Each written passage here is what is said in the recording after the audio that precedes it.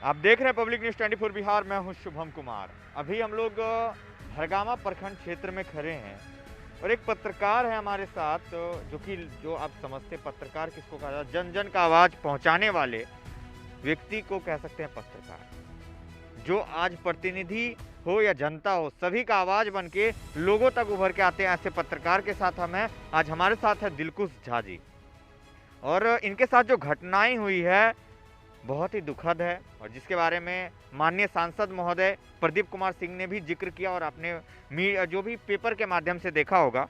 दिलखुश जी, पहले मैं आपसे जानना चाहूँगा घटना क्या हुआ था। सबसे पहले तो फणेश्वरनाथ रेणु के धरती है, अहों के स्वागत है। और अहाँ के चैनल जो है वो बहुत बढ़िया काज कह रहा है। देखल एक दूटा वीडियो अहाँ के निकाल के। सबसे पहले फणेश्वरनाथ रेणु के जे भी दर्शक देख रहा है सबके बहुत बहुत स्वागत करे छी, नमस्कार करे छी। रहले बात दिलखुश झा के साथ घटना क्या हुआ था, इत बात एहन नहीं है कि कोई नहीं जाने छे। अररिया के हर जनता जाने छे, अररिया के एसपी डीएम सेहो जाने छे, अररिया के सांसद और नरपतगंज के विधायक, अररिया के भड़गमा प्रखंड जे छे ओकर 20 पंचायत के 20 मुखिया, हर प्रतिनिधित्व, हर जनता, आम जनता तक ई बात हर जाने छे। हर लोग लग ई बात हम खुद पहुँचने छी, तै लैके कह रहल छी। क्या हमरा भरगमा के हर गली गली के हर चौक चौराहा के जनता जाने वह हमरा बैठलों या मीडिया में जे हम छी तो भरगमा रानीगंज के बदलत छी। रहले बात अब अहाँ मेरे अररिया जिला की अगर बात करें, यहाँ पे बहुतों पत्रकार है जो अपने आप को काबिल पत्रकार कहते हैं, ईमानदार पत्रकार करते हैं, लेकिन एक भी पत्रकार मेरे साथ खड़ा नहीं हुए। खड़ा तो हुए, खबर लगा दिए, छोड़ दिए बस। लेकिन यहाँ पे जो 4 मीडिया का बोलबाला है, हिंदुस्तान, प्रभात खबर, दैनिक जागरण, दैनिक भास्कर, इन चारों में से सिर्फ एक दैनिक जागरण ने एक दिन पोस्ट एक छोटा सा खबर कटिंग करके लगवा दिया। लेकिन उसके बाद जब कल एसपी को आवेदन दिए तो सबका मुंह बंद था। सच को झूठ लिख दो, ये अखबार तुम्हारा है, सिर्फ यही कहानी चल रहा है आजकल के मीडिया में। लेकिन सिर्फ एक ऐसे भैया है, शुभम भैया, जो फारबिसगंज के धरती से चल के, सिमराहा से चल के, फणेश्वरनाथ रेणु के जन्मभूमि से चलकर वो अररिया, रानीगंज और भड़गमा तक पहुंचे हैं। क्यों? ये दिलखुश झा का आवाज उठाने के लिए नहीं, ये शुभम जी का आवाज उठाने के लिए नहीं, पत्रकार का आवाज उठाने के लिए नहीं भैया, ये आपका आवाज उठाने के लिए आया है। ये लोकतंत्र में लोकतंत्र की आवाज उठाने निकला है। हम है, शुभम है, 2 ऐसे मीडिया है जो लोकतंत्र में लोकहित की बात कर रहे हैं। लेकिन कहाँ गए वो मीडिया वाले जो बार बार कहते हैं जनता की आवाज उठाता हूं, एग्जिट पोल करता हूं, पब्लिक सर्वे करता हूं, जनता का मूड जानता हूं। कहाँ गया वो मीडिया वाले? सवाल का जवाब दे। चलिए अब आते हैं मामले पे। मामले मेरे साथ दरअसल हुआ कि शुक्रवार का दिन था और उस दिन सुबह एक डाकिया आया जयनगर पंचायत के वार्ड नंबर 7 में। मैंने उनसे डाकिया लिया और कहा कि उन्होंने कहा कि 20 रुपया चाहिए। मैंने कहा सर मेरे पास रुपया नहीं है, डाकिया देना है तो ठीक है, नहीं तो छोड़ दीजिए। मेरी बहन की डाकिया थी। बोला नहीं, रुपया तो देना ही पड़ेगा। मैंने कहा क्या बात है? तो बोला कि नहीं ऐसा नियम है कि यहाँ पे मैं सरकारी कार्यरत नहीं हूँ, डाकिया का निजी प्राइवेट कार्य करता हूँ, काम करता हूँ, मैं विकलांग हूँ, दिव्यांग हूँ, ये सब करता हूँ, कुछ पैसा कमा के जीवन यापन करता हूँ। अपनी लाचारी को उन्होंने व्यक्त किया। उस वीडियो को दिलखुश झा की इतनी गलती थी कि दिलखुश झा ने ट्विटर पे ट्वीट कर दिया। मामला इंडियन पोस्ट ऑफिस के ट्विटर अकाउंट से भी रिप्लाई आ गया। इधर संजय झा आग से बोलबाला हो गया और यहाँ तक कि मुझे धमकी भी दी कि जान से मार दूंगा। एक बात याद रखिए, ये दिलखुश झा ना कभी राजनेता से डरा है, ना शासन प्रशासन से डरा है, ना कभी डरेगा। अब रही बात संजय झा की। संजय झा एक मेरे रिश्तेदार के भी करीबी लगेंगे, लेकिन उन्होंने धमकी दी, मैं ज़्यादा कुछ नहीं किया। उन्होंने फ़ोन छीनने की प्रयास किया। ये घटना जयनगर पंचायत में हुआ, वार्ड नंबर 7 में। और मामला इतना बढ़ा कि हमने भी मीडिया का सहयोग लिया। कुछ मीडिया साथ दिए, कुछ नहीं दिए। दैनिक जागरण जैसे मीडिया ने साथ दिया, बाकी न्यूज़ पोर्टल के जो पत्रकार थे उन्होंने साथ दिया, उसको तहे दिल से शुक्रिया। अब मैंने मामले को आदित्य झा तक पहुँचाया। उसी दिन जब घटना हुआ, अररिया के एसपी जो हृदयकांत सर थे, उस दिन तक हृदयकांत सर ही थे जब मेरे साथ घटना हुआ। उसके बाद प्रशांत सर जो अररिया के जिला प्रशासन है, उनको इन घटना का पता चला और उन्होंने बोला कि दिलखुश कॉल करो एसपी कंट्रोल रूम। वहाँ पे कॉल किए तो एसपी जब एसपी कंट्रोल रूम, तो वहाँ से ऑफिस से कॉल आया भरगमा के 2 पुलिसकर्मी आए और उन्होंने सारे मामले की संयम लिया। लेकिन संयम तो ज़्यादा लिया नहीं, वहाँ से चले गए। फिर उसके बाद देर रात करीबन 11:30 बज रहा था, जयनगर से मैंने अपनी बाइक उठाया और बाइक उठा के पहुंच गए भड़गमा थाना। उससे पहले भी 2 बार आदित्य सर जो कि भड़गमा के थाना प्रभारी थे, उनसे बातचीत हो चुकी थी दिन भर में। अब आदित्य सर कहते हैं कि कहाँ हो दिलखुश? मैंने कहा सर मैं भरगामा थाना में हूँ, आपके जो एसआई सब है, आपके जो चौकीदार सब है वो सोए हुए हैं नींद में और कह रहे हैं दिलखुश को, मुझे कह रहे हैं कि रात को कोई आवेदन देता है जाओ सुबह में आना, ये थानेदार है हमको भी सोने दो। भैया ये सुशासन की सरकार है, 24 घंटा पुलिस काज करती है, लेकिन जब मैंने कहा एक प्रेस से आया हूँ, मुझे आवेदन लिखाना है, मुझे जान से मारने की धमकी दी जा रही है, तो बोला कौन मार देगा, तुम कैसे ऐसे यहाँ पे आ गए? मैं बोला हूँ किसी तरह से जान बचा के भाग के आया हूँ। बोला ये बात है, तो उन्होंने मेरी आवेदन नहीं ले रहा था, तो उसके बाद जैसे ही आदित्य सर को फ़ोन लगा के दिए, फटाक से आवेदन ले लिए, जय हिंद सर स्पीकिंग, ऐसे करके मेरा आवेदन को किसी तरह से ले लिया गया। अब मामला जैसे ही सुबह हुआ, मामला थोड़ा सा शांत हुआ, घर चले गए। माँ बोली इतना ठंड में क्यों आई, सुबह धूप उगता तो आता बेटा, क्या ज़रूरत था अभी आने का? पिताजी बोले कायर हो क्या, जयनगर से भाग के चले आए हो गाँव? बोला कायर नहीं हूँ, निडर हूँ, निडरता वाली बात करता हूँ, लोकतंत्र में लोकहित की बात उठाता हूँ। उसके बाद सुबह जब हुआ तो ख्याल आया कि कुछ लोग बोले, कुछ बुद्धिजीवी लोग भी बोले समाज के, तुम रानीगंज से ताल्लुक़ रखते हो तो रानीगंज थाना में जाके मामला को देना पड़ेगा। मैंने कहा कि कोई ज़रूरत नहीं है, जब वहाँ दे दिया हूँ भरगामा में तो मामला जो थाना में रहता है उसी थाना अध्यक्ष देखते हैं। फिर हम कौशल सर के पास गए, कौशल सर जो कि रानीगंज थाना प्रभारी है, उनसे संपर्क किए। उन्होंने कहा कि दिलखुश अगर आप पत्रकार हैं, आपको सब चीज़ पता है, मामला भरगामा थाना अध्यक्ष ही देखेंगे। उसके बाद कौशल सर भी बोले कि आज विदाई समारोह है एसपी हृदयकांत सर का। मुझे भी ख्याल आया क्यों ना उस विदाई समारोह में पहुंचे जो एसपी अररिया के हर क्राइम को 10 दिन के अंदर में उस मुजरिम को पकड़ के जेल में घुसाया है, चाहे भरगामा के बिसड़िया का मामला हो, चाहे अररिया का 10 लाख वाला मामला हो, चाहे जोकीहाट का बच्चा के किडनैप वाला मामला हो, उस एसपी को मेरा सैल्यूट है, अररिया के एसपी हृदयकांत सर का। अब हम जिला अतिथि गृह में पहुंचते हैं, जो गेस्ट हाउस है अररिया का, वहां पहुंचते हैं तो विदाई समारोह चल रहा था। तरह तरह के पदाधिकारी थे, सभी थाना अध्यक्ष थे, सभी वीडियो थे, एसपी डीएम सभी थे। जैसे ही पहुंचे अचानक मेरा नज़र और सर का नज़र, जो जिला प्रशासन प्रशांत सर है और जो एसपी हृदयकांत सर है, दोनों आंखें में आंख डाले और मेरी नज़र उनसे नज़र मिली तो उनको ख्याल आया क्यों ना दिलखुश को भी मंच पे बुलाया जाए, दिलखुश को भी कुछ बोलने का मौका दे, क्योंकि दिलखुश भी बहुत अच्छा काज करता है। उन्होंने देखा कि बिहार पंचायत चुनाव में हमने मुखिया जी कहीं शो किया, अपने चैनल के माध्यम से लोगों को दिखाया, लोगों को खूब पसंद आया। ये यही लोग थे, उनको खूब पसंद आ रहा था ये शो। क्या कारण था? क्या आपको मुखिया जी से चावल चाहिए था, डीलर से चावल चाहिए था, प्रधानमंत्री से आवास योजना का रुपया चाहिए था? क्या आज दिलखुशा के साथ जो हुआ उसमें खड़ा क्यों नहीं हुए? क्यों? क्योंकि दिलखुशा का निजी मामला। और बताएंगे शुभम भैया, उस दिन जब हम जिला अतिथि गेस्ट हाउस में थे, उस दिन फिर मुझे बोलने का मौका मिला। जब बोलने का मौका मिला तो बहुत अच्छा से बोले। हृदयकांत सर का कार्यकाल अच्छा रहा, उन्होंने अररिया में क्राइम को रोका, अररिया में अच्छा काज किया, पंचायत चुनाव में उन्हें बहुत अच्छा किया। कुछ गलतियां भी हुई, रघुनाथपुर में उनके साथ ईवीएम नीचे में रख के चुनाव करवाया गया था, उन मुद्दा को भी दिलखुशा वहाँ बोला। ना तो एसपी से डरा, ना डीएम से डरा, लेकिन मेरे साथ जो जयनगर में घटना हुआ था, संजय झा ने जो मुझे धमकियां दी थी, उन धमकियां की बयान को भी मैं वहां पे व्यक्त कर दिया डीएमएसपी के सामने। उन्होंने कहा उचित कार्रवाई करेंगे। हम ये भी बोल दिए कि सर अगर ये दिलखुश झा पे कार्रवाई मुझे न्याय नहीं मिला तो यह आपका बेइज्जती नहीं होगा, मेरा बेइज्जती नहीं होगा, ये अररिया पुलिस अधीक्षक हृदयकांत की से बेइज्जती भा जेते, क्या कि अहाँ शाम तक पुलिस अधीक्षक रियाज का कल का शुक्रवार के शनिवार के हम जिला अतिथि गेस्ट हाउस में बोले थे। उसके बाद मामला फिर आगे बढ़ा। आदित्य सर का अचानक कॉल आया, दिलखुश कहाँ हो, थाना आओ, मामला को शांत करते हैं, तुम भी झाजी, संजय झा भी झाजी, और मामला को शांत कर लो। एक झाजी हो तो झाजी की तरह रहोगे तो अच्छा रहेगा, झाजी समाज के लिए। भैया एक ऐसी समाज जहाँ जातिवाद का जहर घुल रहा हो, क्या जरूरत है हम झाजी है तो एक झाजी के विरोध आवाज नहीं उठाए? उसके बाद हमने फिर आवाज उठाया, बोले सर अगर संजय झा पंचनामा बना के देगा, मुझसे माफी मांगेगा थाने के सामने, सभी लोगों के सामने, तो दिलखुश झा माफ कर देगा और ये मामला मैं एफआईआर नहीं किया हूँ, एफआईआर नहीं करूँगा, आवेदन वापस ले लूँगा।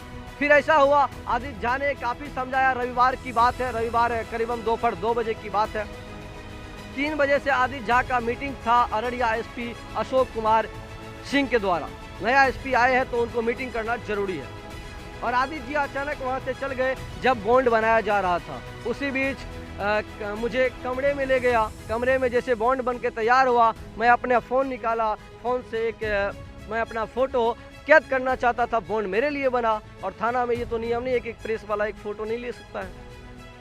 उसके बाद हुआ क्या, रवि दत्त एसआई है, 3 साल से भड़गामा के एसआई है, उन्होंने फोन छीन लिया, धक्का मुक्की करने लगा, ऐसे ऐसा बर्ताव किया, वहाँ के सीसीटीवी कैमरा में कैद है। अगर भड़गामा थाना प्रभारी ये सीसीटीवी कैमरा, ये सीसीटीवी मुझे दे दे, मेरे हवाले कर दे, तो ये मामला, ये बिहार अररिया का मामला नहीं रहेगा, नेशनल मामला बन जाएगा, ये दावे के साथ कराऊं। लेकिन कोई पुलिस वाला ये काम नहीं करेगा, सीसीटीवी कैमरा का फुटेज आपको नहीं देगा। चलिए आगे बढ़ते हैं। आगे मेरे साथ ये घटना हुआ, वहाँ पे इस तरह का बर्ताव मेरे साथ एसआई करता है। इस मामले को फिर हम आदित्य सर को बता दिए। आदित्य सर कहलक अहाँ शांत रहू, अहाँ के न्याय भेटते, अगर एसआई गलत कलकै है तो ओकरा हम तबादला कए देबै, ओकरा हम सस्पेंड कए देबै, अहाँ लेकिन शांत रहू। हम फिर चुपचाप शांत भए के घर गेलहुँ, फिर बॉन्ड पर हम साइन कए देलहुँ। संजय झा के जे मामला रहे ओतऽ से शांत भए गेल। जयनगर पंचायत के जो पोस्ट ऑफिस के मामला रहे, उस साइन के बाद मामला पूरा तरह से शांत भए गेल। लेकिन एते आब एक नया मामला भेट गेल। एसआई ने पत्रकार पे जानलेवा धक्का मुक्की किया, गाली गलौज किया, थाना में फोन छीनने का प्रयास किया।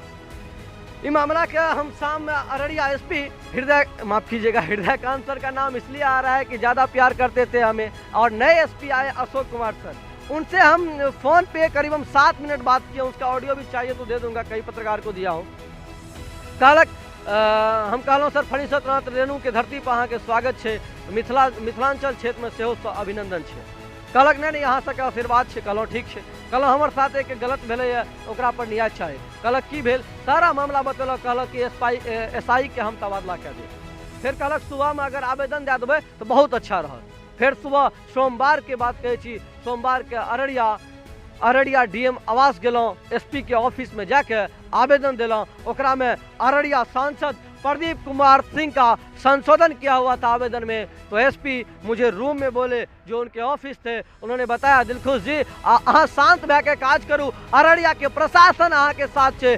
जे कियो अररिया के गरीब बाप के बेटा, गरीब मिथिलांचल के बेटा अगर आवाज उठेते तो ई आईपीएस छी हम अशोक कुमार सिंह अहाँ के साथ छी। बहुत खुश भेल। एक आईपीएस भए के मैथिली में बात कलक मिथिलांचल में, और कहलक एना एना नहीं, अहाँ के बहुत साथ है प्रशासन। कहलक ओकरा पर कार्रवाइयो जरूर करब। तकर बाद हमरा आदित्य सर के द्वारा बुलावा आयल रहे, लेकिन हम भड़गामा नहीं गेलहुँ, डर से नहीं गेलहुँ, कियाकि हमरा साथ फिर कोनो घटना भए सकै रहे, नहीं गेलहुँ। उसके बाद मामला अभी आज दिन हो गया बुधवार। कल क्या हुआ है थाना में और क्या कल सभी अखबारों में दिए, कुछ अखबारें ने छापा, कुछ ने नहीं छापा। कुछ इसलिए नहीं छापा क्योंकि पिटाई तो दिलखुश झा का हुआ। दिलखुश झा कौन है, तो एक छोटे से न्यूज पोर्टल धराधर न्यूज चैनल जो गांव घरों का खबर दिखाता है, उसका संपादक है। उन लोगों को तो मजा आया होगा। दिलखुश झा भले पिट गया, क्योंकि उन लोगों पे तो खतरा हो रहा था, क्योंकि दिलखुश झा लोकतंत्र की बात उठाने निकला था। और यहाँ के जो पत्रकार है, यहाँ के लिए नहीं कर रहा हूँ, देश दुनिया जहाँ के भी पत्रकार है, दुनिया के तो छोड़ दीजिए, भारत के जो पत्रकार है लोकतंत्र में, विश्व का सबसे बड़ा लोकतंत्र कहा जाता है। यहाँ के पत्रकार करते क्या है, नेताओं की रैली को उठाएंगे, नेताओं की भाषण को उठाएंगे, लेकिन ये दिलखुश झा मेरे तरह होंगे 1000, 2000, 1 लाख युवा जो लोकतंत्र में लोकहित की बात उठाने निकला है। जिसे देख रहे होंगे, एक लड़का नेक में हाथ लेके घर परिवार सबको त्याग करके भड़गामा मेरे पास पहुंच गया। क्यों? इनको मेरा ख्याल नहीं आया है, इनको जो है इनका ख्याल नहीं है, इनको ख्याल है तो ये जनता, भड़गामा की जनता, अररिया की जनता जागिए। कब तक जागिएगा? पता है ना, भड़गामा के शंकरपुर के आप ही के पत्रकार थे अंकित सिंह, उनके साथ जो घटना हुआ था, परिवार सहित उनकी पिटाई कर दी गई थी। इसलिए कर दी गई थी क्योंकि उन्होंने कोरोना में एक रिपोर्ट डाल दिया था कि मेरे पंचायत में कोरोना पॉजिटिव। लेकिन उनका मामला का क्या हुआ? जवाब दे मुझे भड़गामा प्रशासन, मुझे भड़गामा प्रशासन जवाब दे। अंकित सिंह जो शंकरपुर के निवासी है, पत्रकार है, उनका मामला कहां तक पहुंचा, कहां तक संयम में आया, ये सवाल उठाइए। उठना भी चाहिए कहीं ना कहीं। तो देख सकते जो हमारे साथ हैं पत्रकार कह सकते हैं, और इनका एक कविता है छोटा सा, लोकतंत्र के लिए ये समर्पण करना चाहेंगे। यहाँ की जो भी जनता है, हमारे दर्शक हैं, उनको समर्पण करना चाहेंगे। जी जरूर जी। मेरा एक कविता जो मैंने उसी घटना पे आधारित लिखा था, ठीक उसी रात को लिखा हूँ, शुक्रवार को। 21 साल के भारत के युवा हम, हाँ युवा जोश के साथ 21 साल का युवा हम भारत में क्रांति करने निकला हूँ। विश्व के सबसे बड़े लोकतंत्र में लोकतंत्र की आवाज उठाने निकला हूँ। जानते हैं ना विश्व का सबसे बड़ा लोकतंत्र कहाँ है? भारत को कहा जाता है। हाँ, हम भारत के युवा क्रांति करने निकला हूँ, लोकतंत्र में लोकहित की आवाज उठाने निकला हूँ। हाँ, हम भारत के युवा क्रांति करने निकला हूँ। देश में हो रहे अन्याय और भटक रहे मीडिया जिन मुद्दों पे उन पे सवाल करने निकला हूँ। हाँ, लोकतंत्र में मैं 21 साल के भारत के युवा भारत में क्रांति करने निकला हूँ। दादा दादी माँ बाप भाई बहन सभी के प्यारों को छोड़कर देश हित के मुद्दों पर सवाल करने निकला हूँ। हाँ, 21 साल के युवा हम क्रांतिकारी करने निकला हूँ। आखिर क्यों देश की मीडिया संस्थान देश हित की बात को छोड़ के राजनेताओं की बात उठाने निकला है? हाँ, 21 साल का ये दिलखुश लोकतंत्र में लोकहित की आवाज उठाने निकला हूँ। हाँ, 21 साल के भारत के युवा हम दिलखुश लोकतंत्र में लोकहित के बात के साथ क्रांति करने निकला हूँ। और जो युवा मुझे इस शायरी को सुने हैं, इस वीडियो को देखे हैं, ये भी चैनल छोटा है, ये मत सोचिएगा छोटा है तो क्या हुआ। अरे भाई, आप भी छोटे आदमी को बड़े बनाते हैं ना।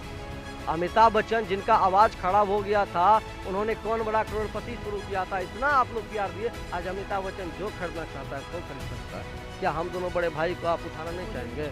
जो आपके समाज, आपके लोकतंत्र में लोकहित की बात उठाता हूँ, उठाइए फोन, मारिए इस वीडियो को शेयर, वहां तक पहुंचाइए जहां तक इस वीडियो को पहुंचना चाहिए। धन्यवाद, बहुत बहुत शुक्रिया आप सभी दर्शक को।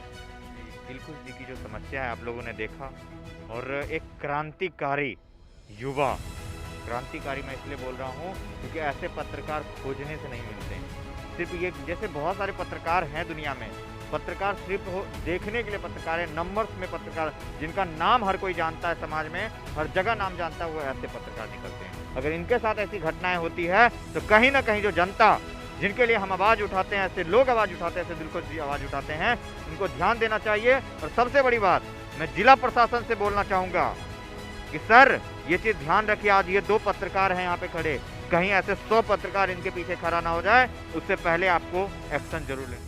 और मुझे आश्वासन मिला है अररिया पुलिस अधीक्षक अशोक कुमार सिंह के द्वारा कि एसआई को तबादला हम जल्द से जल्द करेंगे। और ये जो न्यूज़ चैनल है पब्लिक न्यूज़ 24 बिहार, तहे दिल से मेरा इन पे आभार है। हो सकेगा तो ये वीडियो अब जो आने वाले दिनों है इसमें आप मेरा भी आवाज़ देखिएगा, मेरा भी वीडियो देखिएगा, क्योंकि इस तरह का अगर चैनल मुझे कहीं भी देखेगा कूद पड़ूंगा। चाहे मेरा चैनल हो या ना हो, लड़के इससे आईडी कार्ड आज ले रहा हूँ, चैलेंज के साथ करता हूँ कि इसके बाद मुझे आप धराधर इस पे भी देखिएगा। बाकी मीडिया पे तो देखते हैं दिन रात। धन्यवाद।